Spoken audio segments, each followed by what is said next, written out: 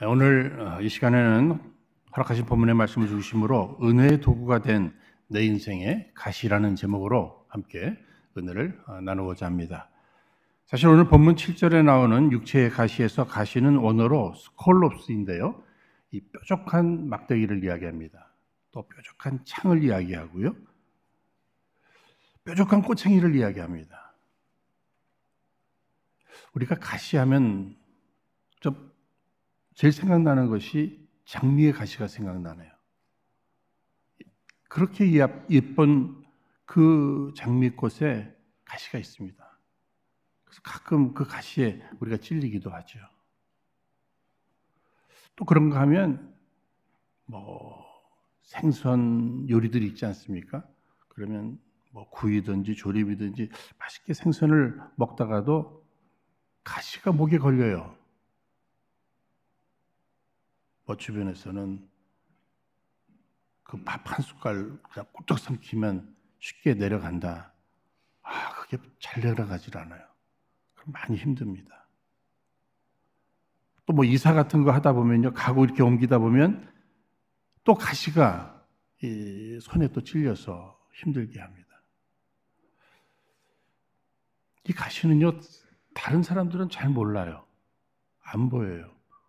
매우 작잖아요. 그런데 나는 압니다. 나는 느끼는 거예요. 아픈 거예요. 힘든 거예요. 괴로운 겁니다. 그런데 우리 인생에도 가시가 분명히 있다는 겁니다. 남들은 다 건강한데 나는 이렇게 몸이 아파요. 너무 힘들어요.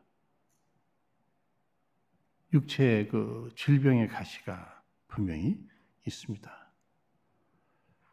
어떤 사람은 그 부끄러운 자신의 과거의 가시가 있지 않습니까? 왜 그때 왜 그랬을까 하는 그 과거의 자신의 그 부끄러운 실수, 이런 것들이 자신의 인생의 가시가 될 수 있지요. 또 어떤 사람은 외모에 대한 컴플렉스가 있습니다. 이게 가시죠.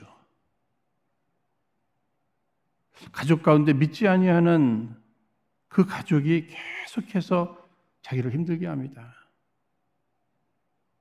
가족뿐만이 아니라 친구가 나를 이용하고 나를 무시하고 만날 때마다 나를 괴롭힙니다. 가시죠. 직장에 갔어요. 자기를 그렇게 힘들게 하는 또 상사가 가시가 될 수 있는 것입니다. 빚을 많이 졌어요. 그 부채가 또 자기의 가시가 될 수가 있고요. 여러분, 수 없는 다양한 가시들이 우리 가운데 심겨져서 우리를 이렇게 괴롭히는 일들이 분명히 있다는 것입니다. 여러분, 여기 7절에 사도 바울 그가 얼마나 위대한 사도입니까? 그에게도 육체의 가시가 있었다고 이렇게 얘기하고 있어요. 그는 정말 예수님 다음으로 위대한 인물이었습니다. 정말 선교사로서 그런 선교사가 어디 있어요? 신학자로서 우리 기독교의 교리라든지 신학을 그가 얼마나 정리를 잘했습니까?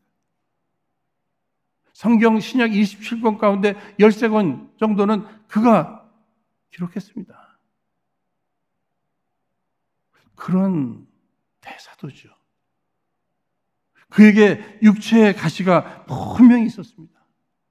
많은 사람들이 존경하는데 그럼에도 본인은 이 육체의 가시를 짊어지고 살았어요.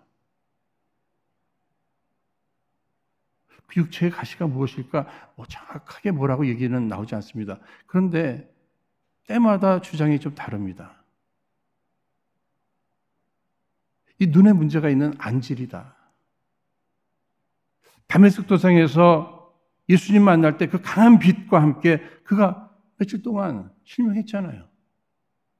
그 후유증으로 눈의 문제가 분명히 있었을 것이다. 안질 아니다. 초대교회에서는 그런 간질이 있었다. 간질 여러분 아시잖아요. 설교갑니다. 지금처럼 무슨 약으로 컨트롤할 수 있는 그런 때가 아니었잖아요. 설교하다가 그냥 쓰러지고 거품을 물고 그러다가 시간이 지나서 내가 어디까지 했죠? 여러분 사도로서 얼마나 그것이 힘들었을까? 오늘은 이곳 내일은 저곳 복음 전하 다니면서 그 풍토병으로 인해서 말라리아 같은 이런 것들로 그는 고생을 했을 것이다. 아니다. 여기 그 육체의 가시라고 하는 것은 그가 복음을 증거하는 데 있어서 마치 사단과 같이 자신을 괴롭히는 그러한 대상들, 자기를 핍박하는 그러한 대상들이 바로 이 사도 바울의 육체의 가시였다. 천주교에서는요, 그가 독신으로 살아가는 데 있어서 그 육체적 유혹이 바로 그의 육체적 가시였다. 이렇게 얘기합니다. 다양하죠? 뭔지는 모르겠어요. 어쩜 그게 다 있었는지도 모르겠어요. 그 중에 몇 가지가 있었는지도 모르겠습니다. 그는 고통스러웠습니다. 심지어는 그는 그 내 육체의 가시를 곧 사단의 사자라고 이렇게 얘기하고 있어요. 사탄이 자기에게 주었다. 이렇게 얘기하는 게 아닙니다. 마치 사탄이 자신의 그 사역을 방해하듯이 그런 것들이 자신의 사역을 방해하는 것으로 이렇게 생각했다는 거예요. 그는 그러한 아픔과 힘든 과정 속에서 그 가시로 인해서 열심히 기도했죠. 오늘 성경 말씀을 보시면 그가 3번 주께 간구하였더라 이렇게 얘기하고 있어요. 여러분 이것은 1번, 2번, 3번 이것을 얘기하는 게 아닙니다. 지속적인 기도입니다. 뿐만 아니라 간절한 기도를 이야기하는 거예요. 우리도 그렇잖아요. 어려움이 생기면 기도하기 시작합니다. 당연히 기도했겠죠. 이 문제를 가지고 이 가시를 해결해달라고 뽑아달라고 기도했습니다. 그런데 그 응답이 무엇이에요? 9절 말씀에 내게 이르시기를 내 은혜가 내게 족하도다. 지금 이렇게 가시를 품고 살아가는 것이 내게 유익하니 그냥 족한 줄로 알아라. 여러분 이게 응답이에요. 과연 이 응답이 사도 바울이 정말 원했던 응답일까요? 아닙니다. 우리는 무엇이든지 간구할 자유가 있어요. 그러면 하나님께서는 우리의 간구에 응답을 하시는데 어떤 경우에는 예스하고 지금 응답해 주시는 것도 있고 노하고 거절하실 수도 있고요. 그분의 주권입니다. 좀 더 기다리라고 하실 수도 있는 거예요. 그런데 사도 바울을 향해서는 내 은혜가 내게 족하도다. 그 가시를 품고 살아가는 것이 내게 유익하다. 내 생각에 있어서는 거절입니다. 그럼에도 뚜렷한 하나님의 응답입니다. 여기 사도 바울은 하나님의 주권을 인정하면서 그대로 그것을 수용하면서 이제부터 그 가시를 바라보는 자신의 태도를 바꿉니다. 우리 예수님도 대속의 십자가를 지시기 위해서 그러나 인간 예수님 이 잔을 내게서 피하여 주옵소서 간구하시잖아요. 할 수만 있다면.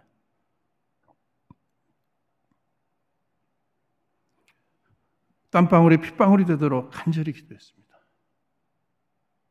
그러나 마음에 확신을 주신 것은 무엇이에요?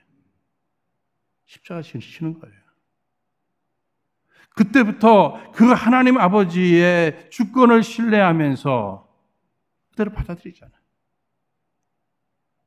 내 뜻대로 마옵시고 아버지 뜻대로 되기를 원하나이다. 이 십자가가 아버지의 뜻이므로 이 십자가를 질 수 있는 그 힘을 간구하면서 십자가 져내시잖아요.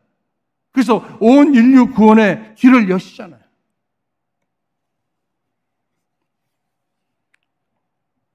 우리의 궁금함은 이것입니다. 왜 신앙인에게 고난이 찾아오는가? 왜 그 힘든 가시가 믿는 자에게 주어지는가 하는 이 부분입니다.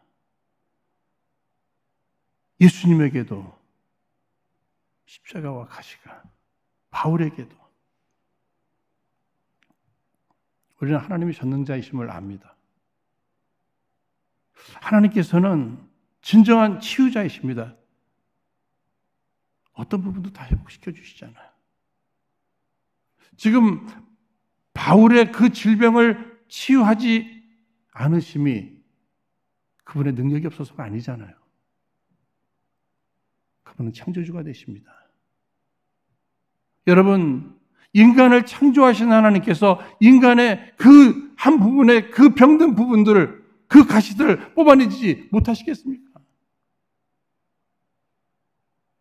특히 인간 구원의 이 문제, 죄 가운데 태어난 인생이 지옥을 갈 수밖에 없고 멸망을 받을 수밖에 없다고 하는 이러한 절망, 이 부분의 회복은 그 어떤 의사도, 그 어떤 병원도, 그 어떤 사람도 치유할 수 없고 회복할 수 없는 일이에요.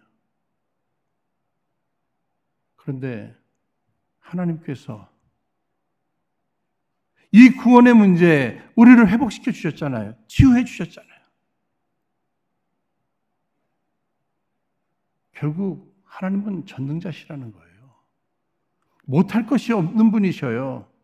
사도 바울을 사랑하셔요. 그럼에도 불구하고 여전히 그 가시를 남겨두시네요. 그분이 사랑이 부족하셨을까요? 아니면 그분이 능력이 부족하셨을까요? 아닙니다. 이유가 있으셨겠죠. 이유가 있으셨겠죠. 우리가 다 깨달을 수는 없지만 그분의 뜻이 있었겠죠. 우리는 사도 바울처럼 그분의 주권을 신뢰해야 합니다. 수용해야 합니다. 그것이 응답이라면. 기도도 해봤잖아요. 기도도 했잖아요. 이제는 우리가 바라보는 그 태도가 바뀌어져야 됩니다. 그러면 왜 내 인생의 가시가 은혜의 도구가 될 수 있을까? 가시 속에 담긴 하나님의 그 은혜는 구체적으로 무엇일까? 첫 번째는요, 우리를 그렇게 힘들게 하는, 나는 정말 그 빼버리고 싶은 그 가시가 내 안에 있을 때 이것이 내 삶을 살아가고 내가 사명 감당하는 데 있어서 귀중한 도구가 된대요. 왜? 겸손을 유지시켜 주기 때문에 그렇다는 거예요. 사도 바울은 깨달았습니다. 자기가 하나님께로부터 받은 그 계시가 너무너무 많다는 거예요. 그 신령한 그 체험들, 그 은사들 너무너무 많다는 거예요. 그런데 그냥 아무런 육체적 가시가 없이 육체까지 강건했다면 나는 정말 누구도 막을 수 없는 교만한 자가 됐을 것이다. 본인이 그것을 깨달은 거예요. 가말리엘 문화에서 그는 공부를 했습니다. 그는 율법에 대해서도 그는 박식합니다. 로마의 시민권을 가졌습니다. 히브리인 중에 히브리인입니다. 자신의 그 완벽함 앞에 다른 사람들을 정죄하는 일, 이거 어렵지 않았을 거예요. 그러니까 베드로와 같은 대사도를 향해서도 면책할 수 있는 그런 사람이었어요. 그런데 그 육체적 가시, 그것이 그 얼마든지 교만의 길을 걸을 수 있는 자신 발목을 잡은 거죠. 겸손하게 만든 겁니다. 특히 하나님의 은혜는 물과 같아서 1mm라도 낮은 곳을 향해서 흐를진데 하나님은 교만한 자를 대적하시고 겸손한 자에게 은혜를 부어주시기 때문에 내 사랑하는 사도 바울, 내 뜻을 이루어갈 이 사도 바울, 교만하면 안 된다. 겸손해져야 된다. 그런데 스스로는 결코 겸손해질 수 없는 그를 그 자신보다 더 잘하시는 하나님께서 겸손하게 만들어주셨는데 그 도구가 육체적 가시였다는 거예요. 얼마 전에 정모승 시인의 글 가운데 내 등의 짐이란 글을 읽었습니다. 일부분을 읽어드리면 내 등에 짐이 없었다면 나는 세상을 바로 살지 못했을 것입니다. 내 등에 있는 짐 때문에 늘 조심하면서 바르고 성실하게 살게 됩니다. 이제 보니 내 등의 짐은 나를 바르게 살도록 한 귀한 선물이었습니다. 내 등에 짐이 없었다면 나는 겸손과 소박함의 기쁨을 몰랐을 것입니다. 내 등의 짐 때문에 나는 늘 나를 낮추고 소박하게 살게 됩니다. 이제 보니 내 등의 짐은 나에게 기쁨을 전해준 귀한 선물이었습니다. 내 등에 무거운 짐 그냥 털어버리고 싶어요. 그런 것이 없으면 내가 더 사역도 잘 감당하고 더 하나님을 기쁘시게 해드릴 것만 같아요. 하나님은 아셔요. 너 그거 없으면 더 교만해졌을걸?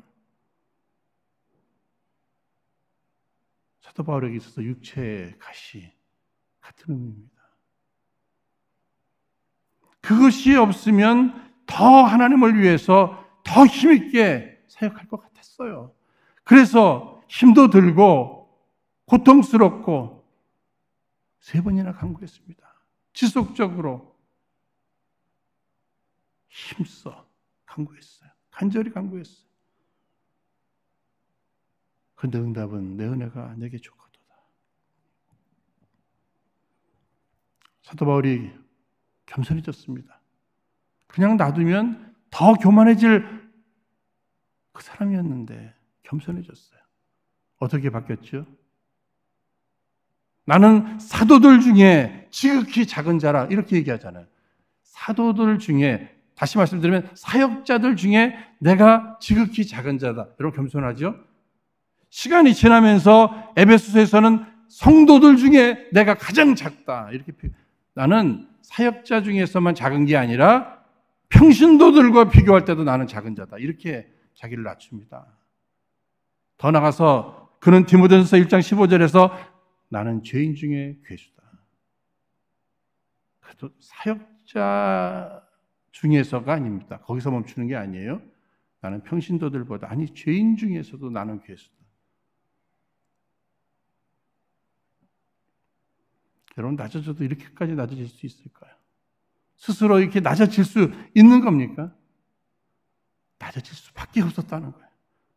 그 정도로 힘들었고 그 정도로 아팠고 그 정도로 괴로웠던 것 같습니다.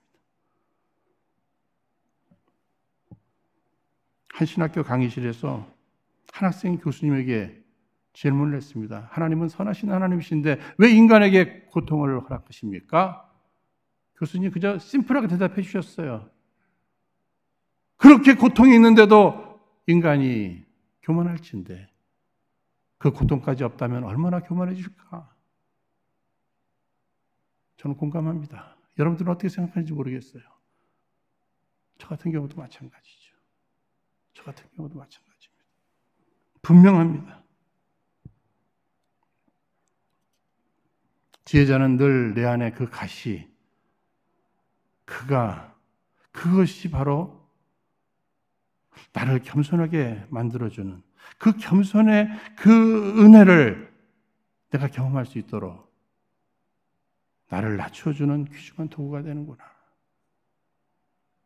그래서 그것 때문에 불평하고 거기에만 더 마음을 쏟기보다는 오히려 겸손을 유지하는 아주 좋은 도구로 삼는 거죠. 두 번째로 가시가 가져다주는 은혜는요, 기도하게 하는 은혜입니다. 우리 한번 따라 하시겠습니다. 가시는 나로 기도하게 한다. 우리는 생각해 볼 때 그냥 편안하면 내가 기도 더 많이 할 것 같아요. 근데 전 그렇지 않던데요.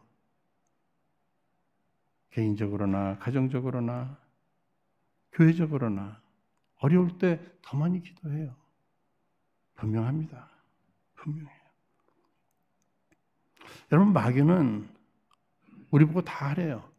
성경 공부도 열심히 하고, 또 찬양도 열심히 하고, 봉사도 열심히 하고, 그러나 기도만 하지 마라. 기도 없이 성경 공부하고 찬양하고 봉사하는 것, 마귀는 전혀 두려워하지 않는데요. 그것으로 인해서 오히려 더 교만해질 수밖에 없고, 그러나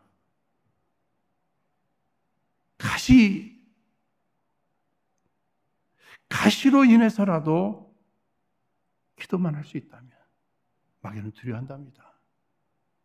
그만큼 우리에게 필요한 것이 기도예요. 그런데 우리 스스로는 기도하지 않아요. 기도 못해요. 그러니까 이런저런 가시를 통해서라도 우리를 기도하게 만드시는 그 하나님의 은혜. 그래서 어느 분은 이렇게까지 고백합니다. 나의 약한 건강의 가시야, 나의 가난의 가시야, 나의 부끄러운 과거의 가시야, 고맙다. 나를 겸손하게 만들어 주어서, 기도하게 만들어 주어서. 가시로 인해서 그렇게 불평했었는데 그 가시로 인해서 고마워하고 있어요. 그 가시 때문에 내가 기도한다. 그 가시 때문에 내가 기도했구나. 여러분, 창세기 32장 말씀 보시면은요, 야곱이 등장합니다. 형 에서를 만나러 가는 그 과정 속에 그가 홀로 두려움 속에 야복 강가에서 고민하게 되죠. 하나님을 만나게 됩니다. 하나님께서 그 환도뼈, 골반뼈를 치셨어요. 그는 평생 접니다. 도대체 그 이유가 무엇일까? 여러분, 야곱, 그는 아브라함과 이삭을 향해서 허락하신 그 약속을 이루어 드려야 될 인물입니다. 하나님께서 그에게 약속하신 것을 또 이루어 드려야 될 인물입니다. 그런데 자기 머리 믿고, 그것도 잔머리죠. 건강하니 여기저기 흔들고 다니고 이런저런 문제 일으키고, 때로는 도망가고 다른 사람 속이고 그럴 인물이에요. 그런데 하나님의 그 뜻을, 하나님의 약속을 이루어드릴 인물은 기도해야 됩니다. 하나님께서는 환도뼈를 쳐서라도 기도하는 인물로 만들어 사용하시겠다. 이렇게 해석해 봅니다. 사랑하는 여러분, 내게 주어진 육체적 가시가 결국 나로 하여금 그나마 이만큼 기도하게 만들어 주시는구나. 나로 이만큼 낮아지게 만들어 주시고 이렇게 기도하게 만들어 주시는구나. 그런데 놀라운 것이 있습니다. 9절 말씀 우리 한번 같이 읽도록 하겠습니다. 읽겠습니다. 시작. 내게 이르시기를 내 은혜가 내게 족하도다. 이는 내 능력이 약한 데서 온전하여짐이라. 그는 깨달았습니다. 그 가시가 나에게는 필요가 없고 하나님께서 그것을 뽑아주시기를 그렇게 원했지만 우리 하나님의 응답은 내 은혜가 내게 족하도다. 그것이 내게 유익되는 것이야. 왜? 겸손을 유지하게 만들고 더 나아가서 기도하게 만들어서 마침내 사도 바울, 그의 능력이 아니라 하나님의 능력이 그를 통해서 나타나게 될 것이기 때문에. 인간이 노력해봐야 인간만큼이죠. 그러나 인간이 겸손히 하나님 앞에 엎드려 기도하기 시작할 때 하나님이 일하시는 줄로 믿습니다.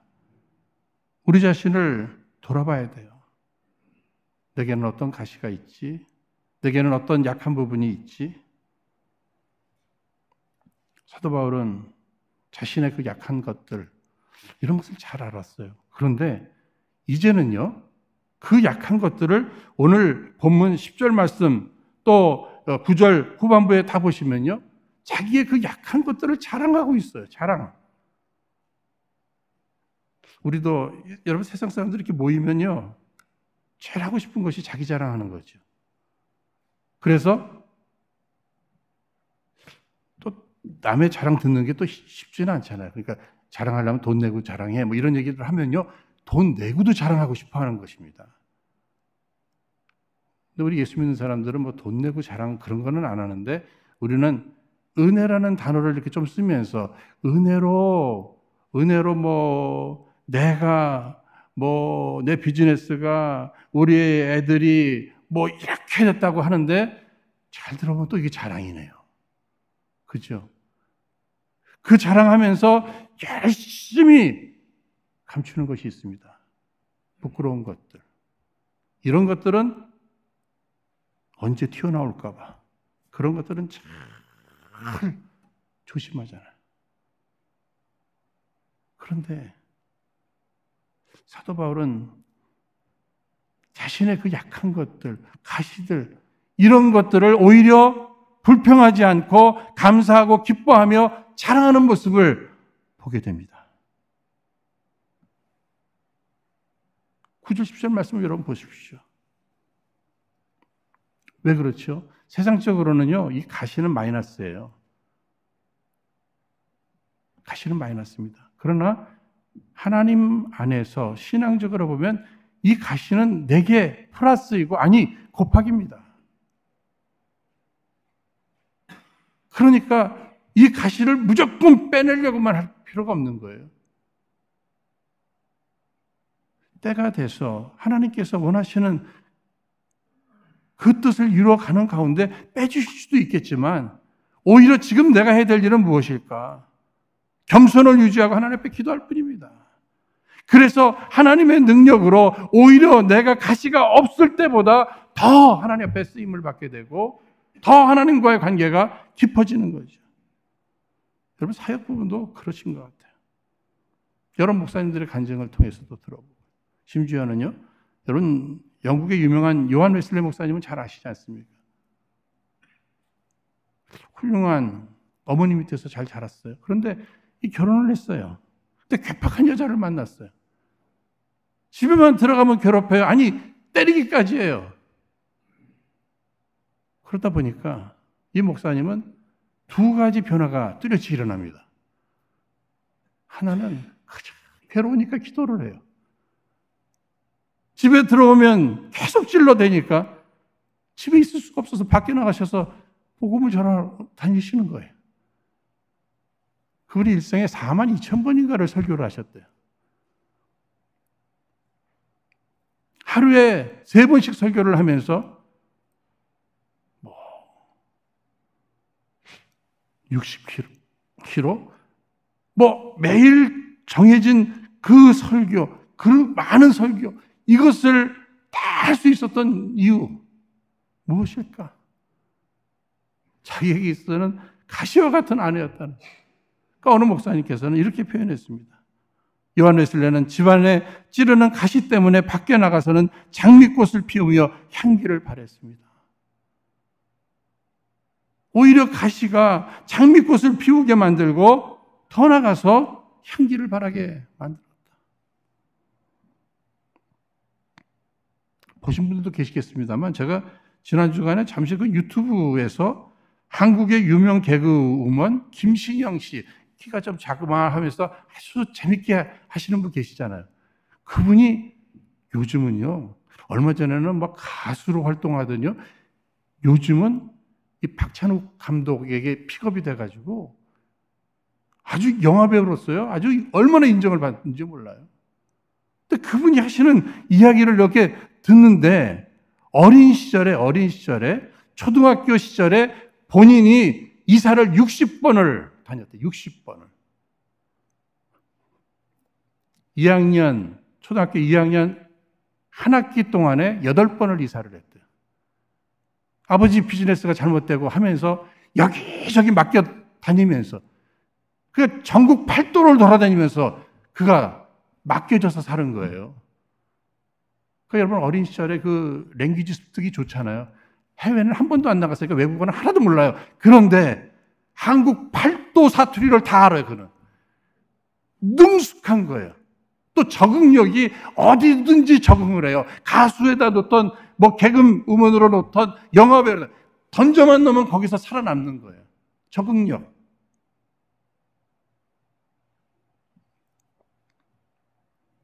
게다가 어린 시절에 여기저기 돌아다니다 보니까 친구도 하나도 없고, 그런데 자기가 재밌는 이야기를 해주면 사람들이 하나씩 웃어주더래요. 그러다 보니까 친구가 너무 없어서 친구 만들려고 웃긴 얘기 자꾸 하다가 보니까 개그우먼이 돼버려요. 그러니까 여러분, 팔도 사투리 배워서 하려면 얼마나 어려워요. 그렇죠? 그런 이야기합니다. 자신은 늘 환경 탓하지 말고 환경 덕분이라 이렇게 생각하면서 지금까지 살아왔다. 저는 그 말이 얼마나 제 마음에 닿는지 모르겠어요. 뭐 성경 내용은 아니지만, 그가 이런 강단에서 한 얘기는 아니지만, 우리는 늘 탓하면서 사는 그것을 그는 탓하지 않고 그 덕분에 내가 어린 시절에 가시와 같은 그 가난, 그 왕따 당함, 여기저기 던져지면서 살아왔던, 배척받고 이 모든 것들이 그 덕분에 오늘 내가 있다. 얼마나 아름답고 멋있는지 모르겠어요. 여러분 잘 아시는 찬송가 가운데 503장 고요한 바다로 2절에 보시면 큰 물결 일어나 나 쉬지 못하나 이 풍랑 인연하여서 더 빨리 갑니다. 여러분 이 찬송 잘 아시죠? 큰 물결 일어나 나 쉬지 못하나 이 풍랑 인연하여서 더 빨리 갑니다. 여러분 이 찬송 아시죠? 내게 닥친 이 어려움 때문에 내가 가던 길을 여기서 멈추는 줄 알았는데 오히려 이 풍랑으로 인해서 지나고 보니까 더 목적지에 빨리 도착하게 되었다는 이런 얘기입니다. 톱 레이디라고 하는 목사님이 18세기에 지으신 곡이에요. 그가 폐결핵으로 32살에 사역의 현장 속에서 어려움이 있습니다. 더 나아가 부모가 일찍 돌아가셨어요. 가난, 자기의 건강의 문제, 사역장에서의 어려움, 이것으로 자기 인생은 다 끝나는 줄 알았는데 오히려 이 풍랑으로 인해서 더 빨리 가더라. 하나님이 사랑하시는 자들에게 이런 가시를 주시는 것 같아요. 독생자 예수님 가시 면류관 쓰셨잖아요. 가시 십자가를 지셨잖아요. 사도 바울 역시 가시가 있었습니다. 결국은요, 겸손을 유지하고 기도하게 하신 거예요. 모세만 하더라도 말 잘못하는 가시가 있었지요. 다혈질적인 자기 동족을 자기 스스로 지켜보겠다고 사람 죽이고 도망자가 되고 그 욱하는 성격의 가시. 광야 40년을 통해서 그는 겸손을 배웠습니다. 뿐만 아니라 기도하는 사람으로 바뀌어졌어요. 마침내 출애굽의 이 귀중한 사명을 감당하는 모세가 된 거죠. 모세가.